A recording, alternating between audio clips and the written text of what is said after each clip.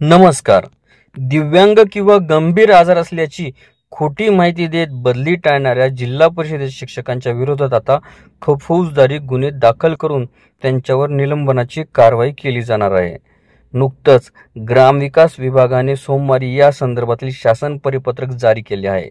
जिल्हा अंतर्गत बदली टाळण्यासाठी जिल्हा परिषदेमधील शिक्षकांकडून खोटी प्रमाणपत्रे सादर केली जात असल्याचे उघड झाले आहे.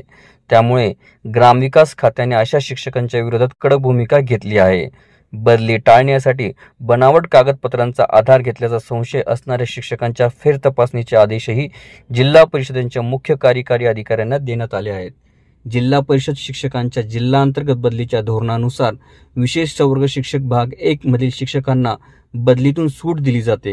विविध आजाराने ग्रस्त शिक्षक, दिव्यांग शिक्षक, दिव्यांग मुलांचे पालक, परित्यक्ता तसेच घटस्फोटित महिला शिक्षक, 53 वर्ष पूर्ण झालेले शिक्षक, विधवा, कुमारिका शिक्षक तसेच ज्या शिक्षकांचे जोडीदार गंभीर आजाराने ग्रस्त आहेत इत्यादींचा विशेष संवर्गामध्ये समावेश केला जातो.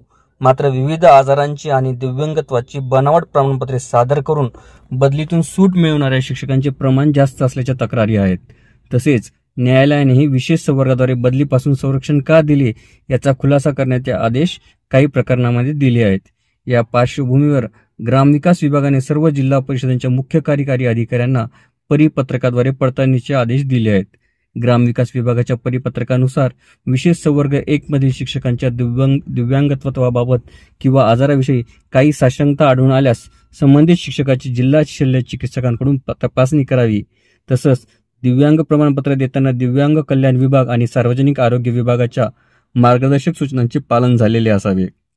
घटस्फोटित किंवा परित्यक्ता महिला शिक्षकांबाबत काही अनियमितता आढळून आल्यास घटस्फोटाच्या प्रमाणपत्राची प्रमाणित प्रत, स्वयंघोषणापत्र, रहिवासाचे दाखले, आधार कार्ड, शिधापत्रिका इत्यादीवरून पडताळणी करावी. तसेच आवश्यकतेनुसार अशा महिला शिक्षकाच्या निवासी पत्त्यावर प्रत्यक्ष जाऊन शहानिशा करण्याचे निर्देश सुद्धा देण्यात आलेले आहेत.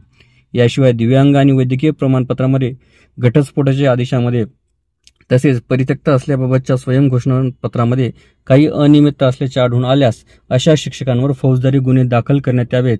तसेच संबंधित शिक्षकाचे निलंबन करून त्यांच्या विरोधात शिस्तभंगाविषयी कारवाई करण्याची सूचना ग्रामविकास विभागाकडून या देण्यात आलेल्या आहेत. आपल्याला व्हिडिओ आवडले असल्यास चॅनलला नक्कीच लाईक, शेअर आणि कॉमेंट्स करायला विसरू नका. तसेच चॅनलला ऑल नोटिफिकेशन्स ऑन करून सबस्क्राईब करा, जेणेकरून व्हिडिओचे सर्व नोटिफिकेशन्स आपल्याला सर्वप्रथम मिळतील. लवकरच आपण पुढच्या व्हिडिओमध्ये भेटूया. तोपर्यंत नमस्कार.